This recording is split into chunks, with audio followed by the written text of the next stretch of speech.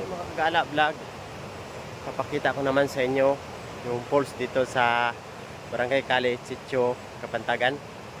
Itong falls ngayon, tatlong falls daw to dito. Tara, tingnan natin kung ganda ba talaga yung falls dito. So guys,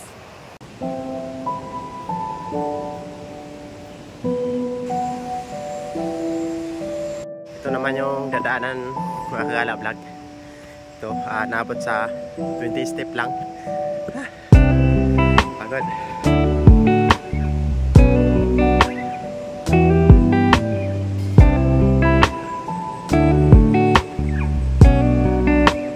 Dito na nga tayo, mga kagala vlog. Kita nyo yung falls. Tapos may falls pa yan doon sa taas. Bali, tatlong falls yan. Good luck guys, magpapalipad na tayo ng drone para makita na natin yung view dito sa Barangay Kali, Sitio, Kapantagan. Na guys, may nakikita pala akong higanting falls dito. Ayan, pinapalapit ko yung drone ko. Sige, palapit ko, pababa pa ko na konti. Pero nag-iingat naman ako guys kasi baka mag-flash yung drone ko dito, di ko na makuha. Itong tuktok ng bundok na to guys, may falls pala dito nakatago. Siguro guys, hindi alam ng mga taga-tiwi guys, may falls dito. Ako pa lang nakaalam. Ayun guys, taas pala nito guys. Grabe, nag-low signal na ako.